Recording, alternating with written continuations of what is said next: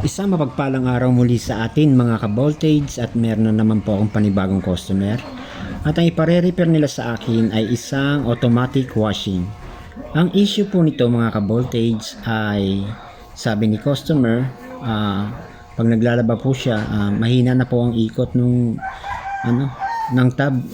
Halos hindi na po daw makaikot lalo't pagka marami na pong laman. At saka pag mag-dryer na po daw,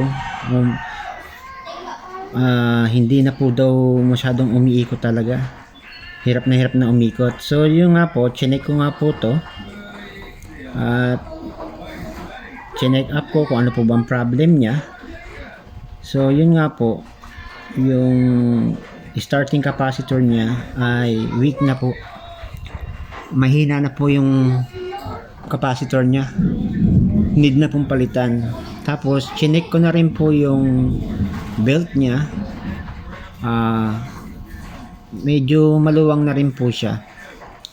Kailangan na rin pong palitan kasi baka sa katagalan yun naman din po ang bumigay. So sabi ko kay customer, para isang trabaho na lang, palitan na po namin yung belt at saka yung starting capacitor para isahan na lang po na gawa at hindi na po siya gumastos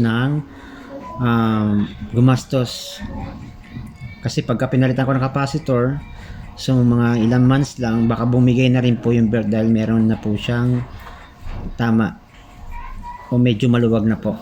Medyo okay naman din po pa naman ang belt niya, kaso nga lang siyempre ano na po, sa tagal na rin po ng gamit ni customer nitong washing nila, almost ano na po, magpa 5 years na po daw.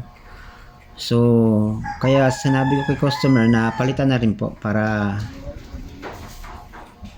isahang gawa na lang at isahang gastos na lang din. So yun nga, pumayag si customer at pinalitan ko na nga po yan ng capacitor.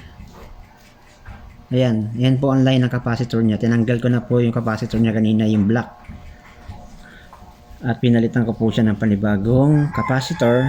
Same value lang din po ang kinabit ko dyan, parehas lang po ng value nung una. So after none,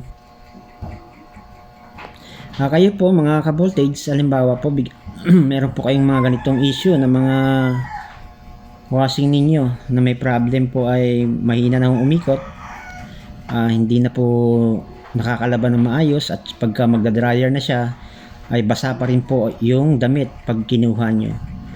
Yan lang po ang kaligmitang problem niyan, yung capacitor niya at yung belt.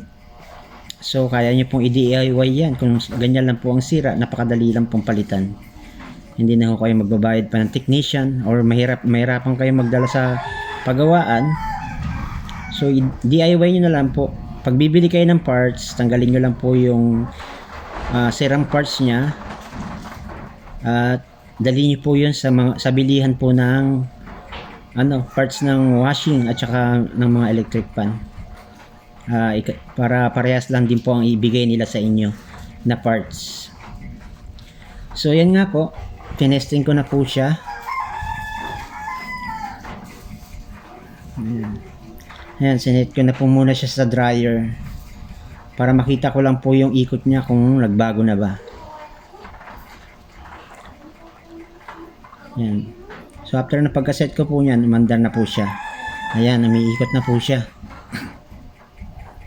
So mabilis po ang ikot niya, hindi katulad ng una na talagang hindi makakatuyo. Ayan, na po, normal speed na po yan. So mga ka-voltage, maraming salamat po muli sa panonood ng video ko, at sana po meron po kayo nakuhang idea. Paki-like and share po, paki-follow po ang page. Maraming salamat po, and God bless po muli sa ating lahat.